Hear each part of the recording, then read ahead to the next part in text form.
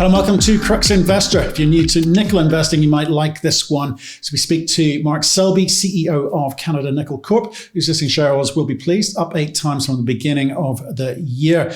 We talked through what happened in 2020, whether that was on target and hit their goals. We also look at 2021 and the number of things that they're going to have to do in an accelerated time frame to meet their targets. And if you want our thoughts and opinions on that conversation, what their plans are, and indeed the company itself, you can find that at cruxinvestor.com/club. We can also find detailed company reports. There is commentary from experts from around the world on a variety of companies and commodities. We've got training videos on there to help you with your own diligence process. There are also summaries of other interviews that we've done just to save you a bit of time. And of course, if you feel like joining a thriving community of investors who share their thoughts and ideas with each other in a nice, safe environment, free from trolling and abuse, you might like to go to cruxinvestor.com/club. Of course, we'd love your feedback too. So do give us a like. It's much appreciated. It shows that you enjoy what we're doing. Also, leave your comments below. We get back to absolutely everyone. And if you want to see what we talked about today, you can take a look in the description below. Mark, how are you doing, sir? Excellent, sir. Good to see you. Good to see you. We have seen you since the new year, but we thought we'd do a little catch up on last year, trying to understand what you did, what you wanted to set out to do and what you ended up being able to do. And more importantly for us, it's just giving me a sort of sense of all the things that are coming through this year, because you've always talked about an accelerated time frame for delivering this into the nickel super cycle and feasibility study by the end of the year. So I'm really keen to understand that. But first of all, for people new to the story, why don't you give us that 1-minute overview? What are we about to talk about? Sure. Canada Nickel, we have one of the 10 largest nickel sulfide resources in the world today, with a huge amount of exploration potential. We're sitting just outside Timmins in an established mining camp where you can actually build and permit a large operation with all the infrastructure you need in place. Because of the team's past experience with another project, we can accelerate the development of this project very, very quickly. So from first drilling in September of 2019, we are targeting having our feasibility study complete by the end of this year, which I think would be record pace, for any mining project, but one of this scale. And then most particularly, we believe nickel is going to enter, one of its super cycles that it goes through every 15 to 20 years, and will be well timed to be able to take advantage of that super cycle, which is, creates massive upside for all investors and shareholders, who've done very well so far. We're up 8x. Over that time period, and we're looking to continue to repeat that performance going forward. Yeah, 8x. No, I don't think anyone's complaining about that at all. But just I'm keen to sort of try and remember back to what it was that you started with, because you had to put together a bunch of moving parts, as it were. So you're a nickel guy. You understand the nickel space quite well. We do a weekly nickel show as well on the Crux Investor Club. But remind me about the moving parts there. And why did you think you could put them together? And what was the sum of the parts that you were aiming to build? Sure. So I was approached right after I had left RNC Karora the summer of 2019, July 2019. And this deposit had 4 holes in it. So the first 4 discovery holes had been made. And I saw the potential for what could be a bigger, better Dumont fairly clearly through what those 4 holes had shown. Now, it was owned in a 3-way joint venture between a couple smaller public companies and some private individuals. So it took some while to get that deal negotiated, which we did, in a relatively short time frame. We founded the company in September of 2019, just 16 months ago. We started drilling at that point in time with 1 drill. We raised $6.5 million privately. Which again in the North American capital markets for exploration stage companies is not the easiest task by any stretch of the imagination, particularly at that point in time. And then we basically ramped up the drilling, built out the team, and we started with hole 5 and today we're at hole 90. And in that time frame, we've put out 2 resource updates.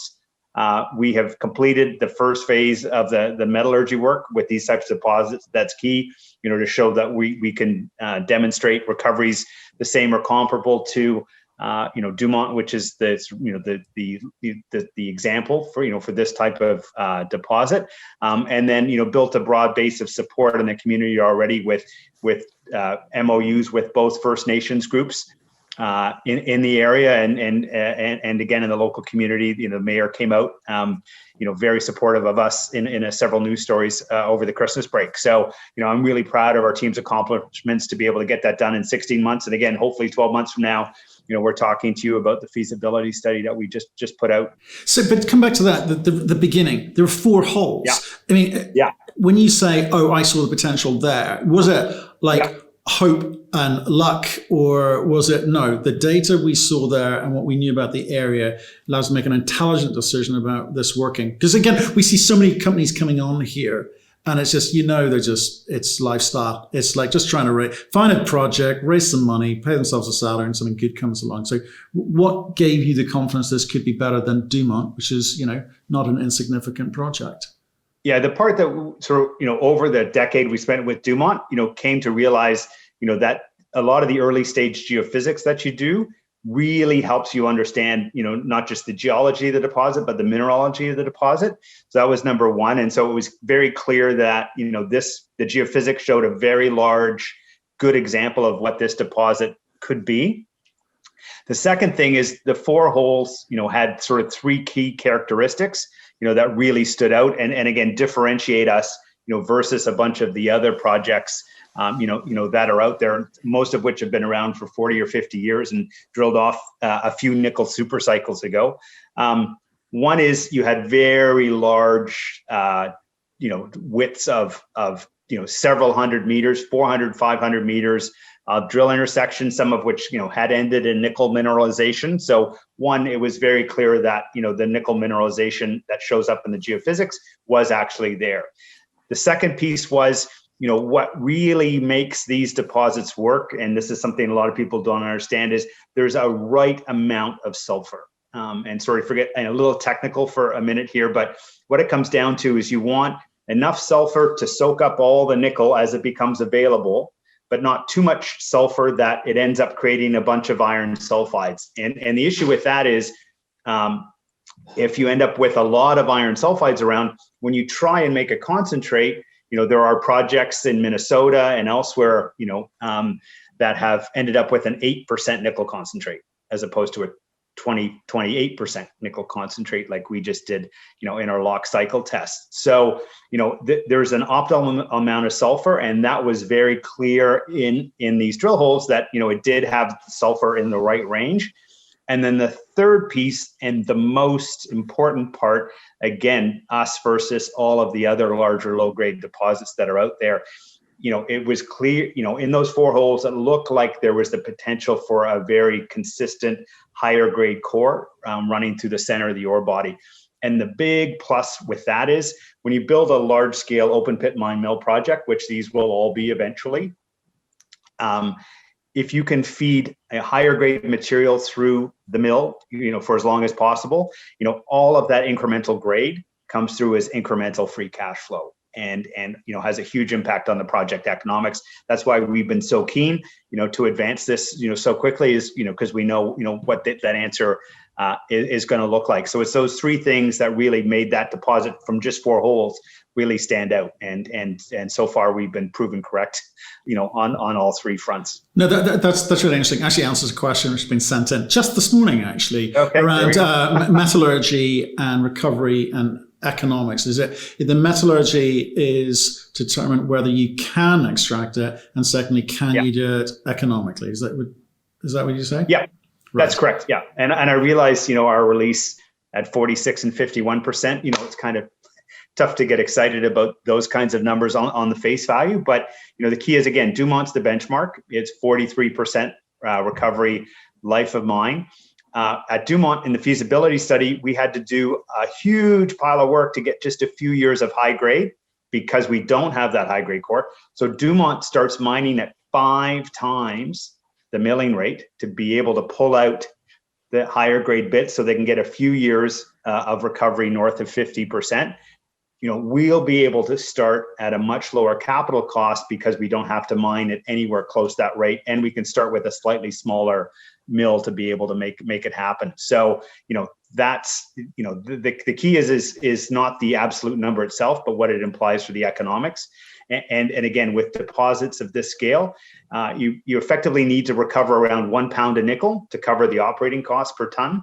That second pound of nickel you recover is a 50% operating margin. And if you get 3 or 4 pounds, you're looking at 65 to 75% operating margins. And that's the kind of thing that we're going to hope, be able to show when we get our PEA completed here by the end of the first quarter. Okay. So it absolutely matters that you're not having to reinvent the wheel or come up with a new process, because it takes time, and try and work out what the economics are with that new process. Plus, I don't think banks like it either. Actually, and it's something that you say to me on a weekly basis, which is like, I know you've done some comparisons to Dumont here, but you say the world needs all the nickel we can get a hold of. It's just a question, some will be more economic than others, but we need it all. Yeah, no, at the end of the day, the key takeaway from Tesla's Battery Day presentation, they have a 3 terawatt battery production target by 2030. With very conservative assumptions, Tesla alone will need 1 to 1.5 million tons of nickel per annum. And the entire market today is 2.5 million tons. And, they're not going to be 100% of the EV market at that point in time. So I don't think most of the market just doesn't realize just how much nickel we're going to need to meet demand. Glencore's come out with a forecast by 2050 of 9 million tons. That's almost 4x the amount of nickel that we're mining today. And there's no visibility on any of that project. To give you the importance of the scale. So the 2 best high-grade sulfide discoveries of the 2010s were one called Nova Bollinger, which was 300,000 tons of higher grade nickel that was purchased for $1.8 billion in 2015. And then another deposit called Sakatti, which is owned by Anglo American, which was around 400,000 tons of contained nickel. That's 1/4, that entire resource, not the rate at which they can mine it, their entire resource is 1/4 of Tesla's nickel consumption by 2030. So if you're an EV maker, you want to lock in large scale, production that can be, can be expanded as you grow your EV business. So deposits like ours, these large low-grade deposits with, close to 3 million tons of contained nickel, are exactly the kind of scale asset that these companies will be looking for. Again, we're just getting into it. You saw, Tesla do a deal on the lithium side. I think this year and next, you're going to see a bunch of the automakers come into the nickel space in a meaningful way. And I guess they're also looking for a scale. Again, it's something you've mentioned in the past, because it goes through, different cycles. If there are going to be cycles going forward, who knows? There will always be cycles. No, as soon as everyone starts talking about lasting forever, it's about to end. So, okay.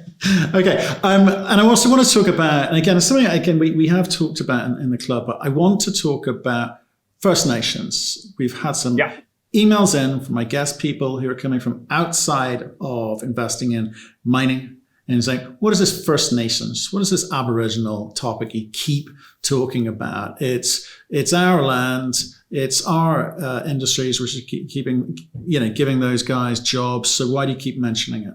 Yeah, no, I mean it's fundamental. The permission to operate in a region. All of the territory that we are operating on, belong to the First Nations. And we have to, acknowledge and work with those communities. And so, with Dumont in my past life, I was very proud of the fact that we were able to permit, what would be one of the largest base metal mines in Canada, with very broad community support and very little dissent during that process.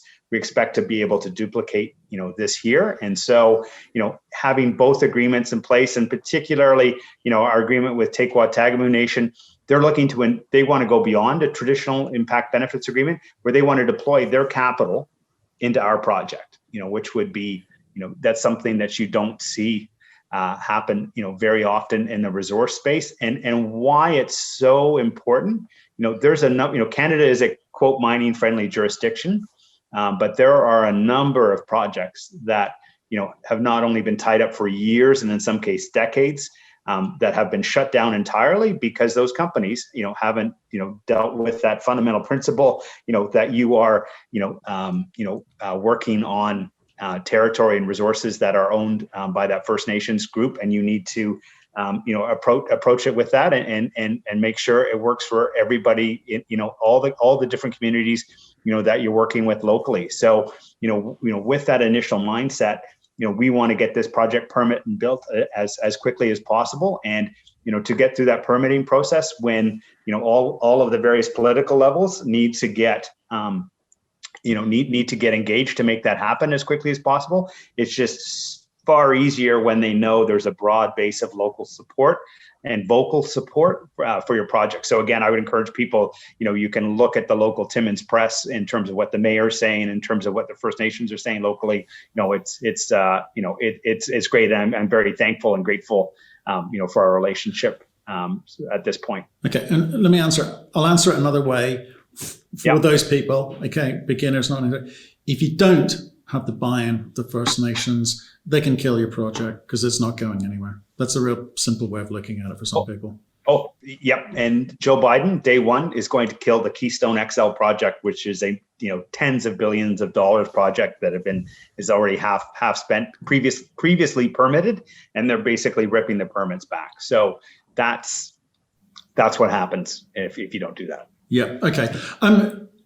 Like I said, I'm going to come back to this word accelerated, because you said that to me day one. I heard this story day one. I've been following it. You've done a good job, but you keep using this phrase accelerated, right? So when I look at some of the things, just to finish off last year, you finished off with an agreement, an MOU with Glencore for the Kidd Creek plant, which is obviously great. It's had a knock on because you've decided to not bring out the PEA at the beginning of this year as you'd hoped, because you want to incorporate those numbers. So what's the timing on that again? When can we expect more certainty around those numbers? Yeah, we've pushed the PEA out till the end of the first quarter, and the reason why, and again, some people say, oh, non-binding MOU, why is that? Why is that? That sounds just like a piece of paper, with nothing to it.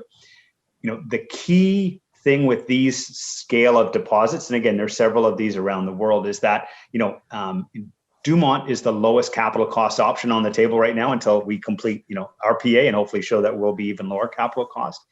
It comes with $1 billion price tag, and for a lot of investors to finance that scale of project, even if you do great work, you work with a great engineering firm like Asenco, who has a great track record, that's still a big check to write. So that's Dumont's is $1 billion, or yours is? Dumont is $1 billion. Yeah. And again, as I said, should be able to start smaller scale. So hoping to come in under that number. The Kidd Creek, this announcement, being able to use an existing mill site with an existing tailings facility, they're only utilizing 50% of the capacity of that mill today, provides us the tremendous opportunity to get started and prove that everything works with a small fraction of that upfront capital cost, that we were talking about. So, in terms of the pool of potential investors, it is just a far easier, far more attractive investment proposition, from a whole range of strategic investors, when they can get going, at a fraction of the capital cost. The other key component, again, to the accelerated part, yes, we've delayed the PEA 3 months, but to retrofit an existing mill to get started versus building a great big new mill, that's less than a year versus 2 years. And, in terms of permitting, again, we're still going to permit the great big project. We're not going to pretend to start small and oops, we're going to build a 50,000 ton a day plant at some point. No, it's, this should allow us to also get through the permitting process, much faster. So, what I'm hoping for is being able to be, in production sometime in a 2023, early 2024 timeframe, as opposed to a late 2024, 2025 timeframe at best. So again, much less capex, much faster. And again, it's a win-win for both sides. They've got idle capacity. Our tailings help potentially help remediate their tailings because of a difference in pH between our two sets of tailings. So when it's a win-win for both sides, that's when you can negotiate a good deal. I mean, negotiating with Glencore is never easy, but I think there's business value for both sides, and we are confident that we'll be able to get there by the end of this quarter. Okay, so accelerated in terms of cash flows, accelerated in permitting, etc. Good. But let me just come back. I want to make sure I understand this. Yeah. So Glencore is using 50% of the capacity of the mill currently. Are they looking to phase that out, or are you trying to have a discussion with them about being able to just use 50% going forward for a period of time? Yeah, there's a bunch of options on the table. That mill, currently with that mine is supposed to run out based on the current mine plan in 2022. But as of right now, there's 2 mill circuits that are currently not utilized. And again, from our side, in terms of the overall mining operation, to the extent that whatever we do as part of this, we're calling our phase 0 to get started, if all of the capital that we're spending has life beyond just this initial phase, then it's going to make it, an even better investment. So, we'll be looking to start relatively small to get this thing going, and then and be able to continue to use that those smaller milling circuits, over the life of mine. Again, there's a whole range of options, we're going to look at with the Glencore team. Again, having all that infrastructure, it'd be nicer if it was another 20 kilometers closer to our deposit, but where it is still provides a huge range of options, and I'm very excited to be able to work with the Glencore team to unlock them for both of us. Okay, and this might be a bit early to answer, but when you say you would like to be able to start up at a fraction of this $1 billion plus capex requirement, what are we, below 50%, below 25%? What's a fraction? Oh, I would say well below 50%, and we'll see what that number is at this point in time. But yeah, no, it's going to be meaningful. It's going to be meaningful. Okay, very, very meaningful number. Yeah. Okay, so the press release came out. So I think so. Okay, let me finish off last year. So did you achieve everything you wanted to achieve last year in terms of this accelerated delivery? Yeah, no, I think we in terms of the resource, the network, again, there was a few delays as we went through, didn't quite get there as done as quickly as possible. But, again, I think, going from a 5th drill hole to a PEA on what will be one of the largest nickel operations, sulfide operations globally in the world in 19 months is an excellent achievement. So. Right. And so as far as you're concerned, the goals that you set, the company, the goals that you set yourself, you think you delivered? Yeah, for sure. And we're, heading on track, COVID permitting, to deliver that feasibility study by year end. Right. Okay. Well, let's talk about that. Let's talk about 2021, because you got to keep it going. Got to keep that momentum going. Yeah. So, saw the press release, resource numbers haven't really changed much. What's going on there? Oh, so we put out a resource update today. We had previously disclosed that our resources weren't pit constrained. Right. And we said we're going to put that out with the PEA at year end. Obviously we've delayed that, and we were asked by the regulator to just restate the resource adding the pit constraint, which obviously will reduce that number. The good thing for us is, again, we've done everything with a very, very, very sharp value focus. So we had a model on this deposit about 6 weeks in, and we use that to really guide our drilling. So, as I expected, we ended up with 0% impact on the measured and indicated resource in the higher grade core, which is the bulk of the value of the deposit. We're less than 0.1% on the overall measured and indicated resource, for the entire deposit. And then again, we've designed it so that any impact would be, just at an inferred level, that we didn't spend money drilling stuff that we knew wouldn't end up in a pit. So, 90% of what came out was below 300 meters on the north and south side of the deposit. The other key point is, the cutoff for that resource was sometime late September, early October. We've discovered the north zone, we've discovered the west zone, we've extended the main zone. So, we've likely added a multiple of that resource already, in terms of what came off that last one. So, we'll and we'll be considering them going forward. So, well, okay. So does that restriction by the exchange to put that, the pit constraints in now, does that change your thinking in terms of how you spend your money on, drilling out and, working out what the size and scale of this opportunity is? No, we've gone from 3.2 million tons of contained nickel to 2.9 million tons of contained nickel, and we probably added back a multiple of that. And again, the reason why we're going with the PEA now is, again, that first resource that we published, almost a year ago, that on its own was one of the world's largest nickel sulfide discoveries. So rather than, some junior mining companies are fine just to drill and never actually advance the project, what we had back in February was good enough to build a sizable nickel operation on it. What we're looking at now is just how long this plant we're going to build is going to last, and how quickly and how many times we can expand it. Okay, so last year, last question about last year. Last year we saw huge gains. Your share price, huge gains. Nickel companies generally did quite well if they had something about them. What's your view on this year, and will that impact your ability to, one, go and raise capital, how you spend your money, and exactly how you deliver your feasibility study? Yeah, no, I think, in terms of, upside from here, some people would say, Lassonde curve says, you're at your PA, coming to a PA point, this isn't so good. I would point to, several things. One is, we're doing a PA on part of the deposit, but we've got step outs within Crawford that are going to continue to make it much, much larger. We've got our 5 option properties, which we flew the geophysics on this fall, and we have some pretty exciting targets there that we're going to be talking about. So again, these are potentials for multiple Crawfords. You see these things occur in clusters in Western Australia and Northern Manitoba at a much smaller scale in Northern Manitoba, but they do appear in clusters.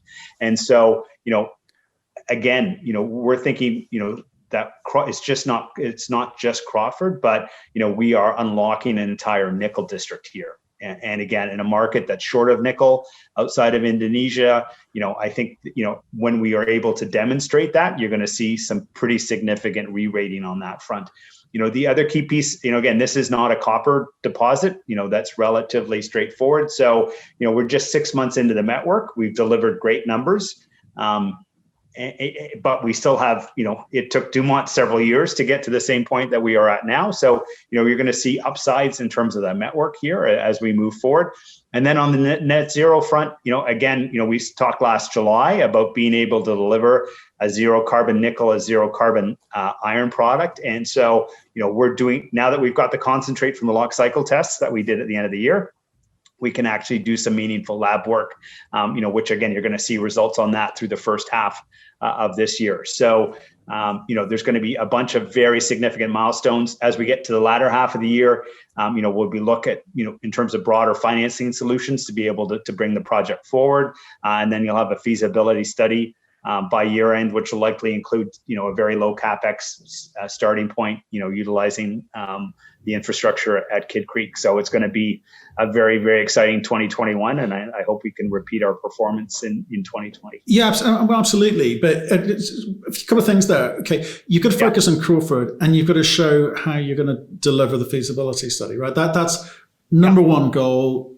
Above everything. But when people start talking in language of, district-wide opportunities and multiple Crawfords, etc., that takes money. So you've got to work out where you get the money from and your timing of that. So I understanding that you may have multiple Crawfords is great, but you've got to get that timing right. So what's your thinking at the moment? How's the board coming at this? Yeah. So, in terms of, one of the key pieces of getting that network done was, for a bunch of strategic investors, seeing those met results was a key step. So, I think, through the first half of the year, you'll see some, significant movement on that front.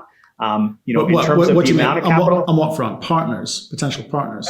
See the partners in equity investment. I think at this point, we want to keep 100% of the asset, and we'll kind of keep them kicked up the capital structure.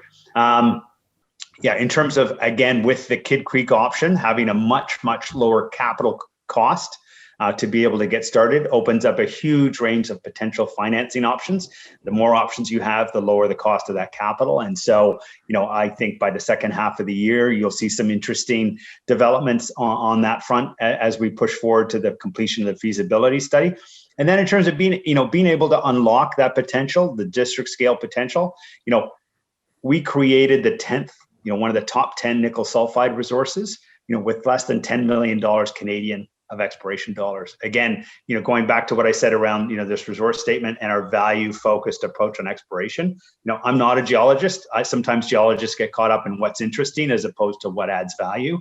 And so, our drilling will be very, very focused on just, getting to that district potential for the lowest dollar potential amount. So it's not going to take, a huge amount of exploration dollars at this point, to unlock those. And again, if it makes sense to once we've, seen if something's there to unlock them, we'll do that at that time. And again, if the market's rewarding us for finding them, then we'll go back and raise the capital at that point in time. But, I'm very confident we've got, good amount of cash in the bank, and, we'll be in good shape through the balance of what we need to do in 2021. See, that intrigues me.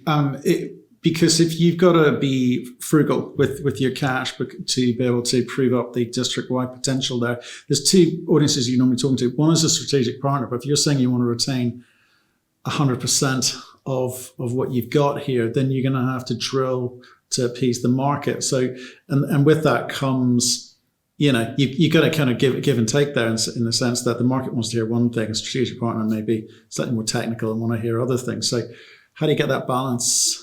Well, again, I think the whole stream of work in terms of the PEA and feasibility study and the various components of that, which we had laid out last fall and are executing on now, that will feed the strategic investor side of the investment equation.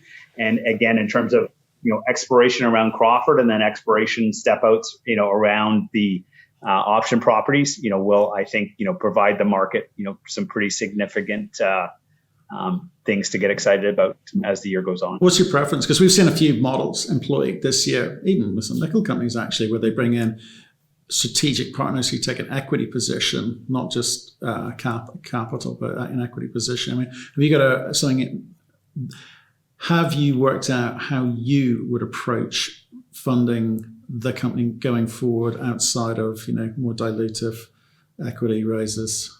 Yeah, no, I think at this point, it'll be getting a strategic investor in at equity level. It's not going to be, again, we're not talking about selling them 30% of the company at this point in time. It's talking about 5 to 10% of the company. That's this quantum of capital, that we need right now. And again, I'd like to keep 100% ownership of the asset right now. That maximizes any value in an auction, which ultimately I think we'll end up in at some point in time. I think, in terms of, streams and royalties, until you really, unless it's for our own account, royalty and streams at this point in time while we're still unlocking the resource, just don't make sense at this point in time, but we've got, all those levers there to play with. So if for some reason the equity market's not there, but again, I'm not anticipating any issues getting the capital we need this year. Just go start your own royalty company, Mark. Hey, it's very popular. Who knows? Very popular. Yes. Okay, well, look, that's fantastic. I appreciate you giving us that sort of update on. I went over a bit of old ground there because I just need to remind myself where you come from, because you have delivered the accelerated bit last year. And if you can hit some of those targets for this year in the accelerated manner, could be exciting times, very exciting times for you. Appreciate your time today. Oh, no, Matthew, thanks again for your support. 2020 was a great year, but to be honest, I think 2021 is even going to be more exciting as we really take some concrete steps moving this project forward. One is, by this time next year, and we're having this conversation, hopefully we delivered on the Glencore Kidd Creek MOU by early this year. We'll have followed that up with the PEA, which will be in line with what our expectations for it. We'll have delivered test results that prove that we can hit the net zero nickel, net zero iron that we talked about, which I think is a very, very exciting development in this kind of market. I think we'll have our feasibility study complete by the end of this year on Crawford. and then we just talked about, the option property potential of this area, that we've got the potential for having multiple Crawfords, again, in a market that's desperate for, large amounts of nickel to be able to meet the demand coming from the EV sector. And again, I think we're going to hit all these milestones in a year that, at this point next year, people are going to be even more excited about the nickel market as we see a bumper, just a huge year for the EV market. I think with this Biden election, it's going to be a very, very exciting 2021 on that front as well.